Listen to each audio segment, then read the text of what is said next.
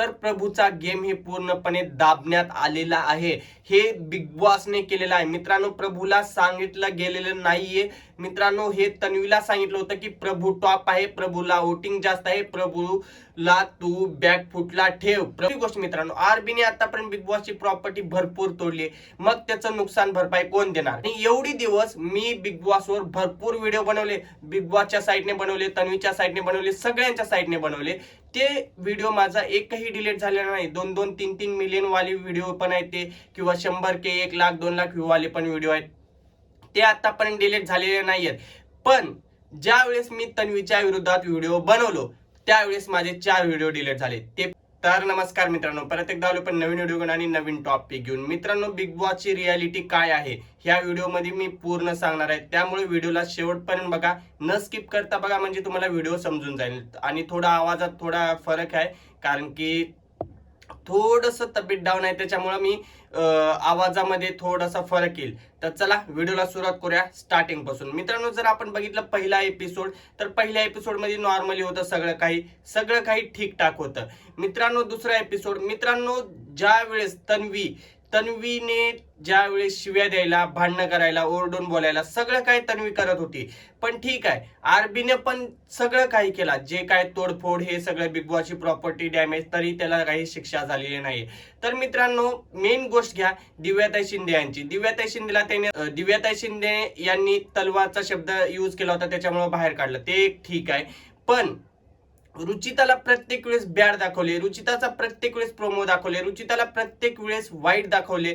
का मित्रांनो? कारण की तन्वीला त्यांच्या रुचिता पुढे चांगलं दाखवायचं होतं, आणि प्रत्येक वेळेस कॉन्फरन्स रूम मध्ये बोलून घेत होते। हे मी माझ्या मनानं नाही बोलत आहे मित्रांनो, प्रत्येक सदस्यासोबत माझं कॉन्टॅक्ट आहे आणि कॉन्टॅक्ट केलेलो आहे मित्रांनो। दिवसातून 1, 2, 3, 4, 5, 10 किती वेळेस घेत होते, पण कॉन्फरन्स रूम मध्ये तन्वीला बोलून घेत होते मित्रांनो। मला एक सांगा, पहिलं तर खानदेशहून किती सारे वोट दादाला पडले असतील, सचिन दादाला भरपूर सारे वोट। वोटिंगवर हा गेम नाहीयेच मित्रांनो। दुसरी गोष्ट, ठाणे मधून आपला करण होता, करणला पण भरपूर वोट पडले होते मित्रांनो। तो फक्त 1 मिलियन तो एकटाच नाहीये, त्याला सपोर्ट करणारे भरपूर सारे होते, त्यांचे पण वोट पडले होते करणला, पण करणही बाहेर गेला। ठीक आहे, पहिलं पॉइंट बघा, ह्या बिग बॉसने पहिलं तर बाल्कनी ग्रुपला टार्गेट केलं, बाल्कनीतला एकही प्लेअर ठेवलेला नाहीये मित्रांनो। दुसरा पॉइंट बघा, टोळीतले मला एक सांगा, सचिन दादा बाहेर गेला, रोशन दादा राहिला, रोशन दादाला सपोर्ट सचिन दादाचा होता, सगळ्याचा होता मित्रांनो, तरीही रोशन दादा बाहेर गेला। रोशन दादा एवढी वोटिंग तर कुणालाच नव्हती, आतापर्यंत बिग बॉस मध्ये कुणालाही वोटिंग पडलेली नाहीये मित्रांनो।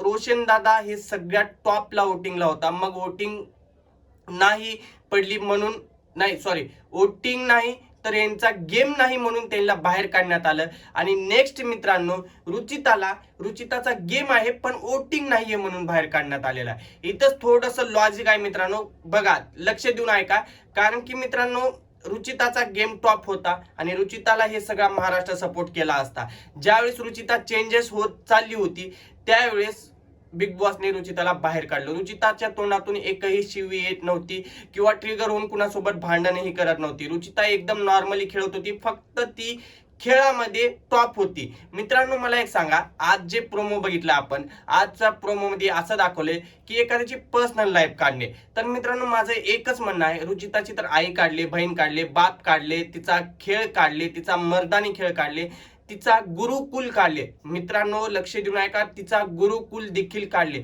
म्हणजे तुझ्या गुरुची शिक्षा हेच आहे का? हे असे शब्द यूज करताय तुम्ही। असे शब्द जर यूज करून तुम्ही बिग बॉसच्या घरामध्ये आहे तर हे कुठंतरी चुकीचं आहे मित्रांनो। पहिली कॉन्टेस्टंट बाहेर गेलेली ती म्हणजे राधा पाटीलला तर बार डान्सर बोलले होते, हे पर्सनल नव्हतं का? हे काहीच पर्सनल नाही का तुमचं? मग हे जर पर्सनल नाही तर तुम्ही आज जे दाखवताय ते पर्सनल का? मला एकच प्रश्न विचारायचा आहे मित्रांनो। आजपर्यंत प्रभूचा गेम, अख्खा महाराष्ट्र प्रभूला सपोर्ट करत होता, कारण की तो गरीब होता म्हणून। तर प्रभूचा गेम हे पूर्णपणे दाबण्यात आलेला आहे, हे बिग बॉसने केलेलं आहे मित्रांनो। प्रभूला सांगितलं गेलेलं नाहीये मित्रांनो हे तन्वीला सांगितलं होतं की प्रभू टॉप आहे, प्रभूला वोटिंग जास्त आहे, प्रभूला तू बॅकफुटला ठेव, प्रभूला पुढे येऊ देऊ नको. प्रभू जिथे बोलायला गेला तिथे तन्वी बोलणार, प्रभू जिथे काम करायला गेला तिथे तन्वी जाणार, प्रभू ज्याला भांडायला गेला तिथे तन्वी जाणार, प्रभू गेम खेळतोय तिथे तन्वी जाणार. मग प्रभू ज्यावेळेस कॅप्टन बनणार होता तिथे तन्वी का नाही गेली, हे सगळ्या महाराष्ट्राचा प्रश्न आहे. तो त्याचं उत्तर कोण देणार, हे मित्रांनो बिग बॉसची रियालिटी. आणि दुसरी गोष्ट मित्रांनो, आरबीने आतापर्यंत बिग बॉसची प्रॉपर्टी भरपूर तोडली, मग त्याचं नुकसान भरपाई कोण देणार, किंवा त्याला बाहेर का नाही काढलं, तर हा एक बिग बॉसचा जावई आहे म्हणून त्याला बाहेर काढण्यात आलेला नाहीये. आणि दुसरी गोष्ट आणखी मित्रांनो, जे तन्वीला सपोर्ट करतायत, मला काही फरक पडत नाही की तन्वी विनर झाली, कोण विनर झालं काहीच माहिती नाहीये. पण मित्रांनो मी आणखी सांगतो, सबूत सही सांगतोय की ह्या वेळेस त्यांचं विनर करायचं पहिलंच ठरलेलं होतं.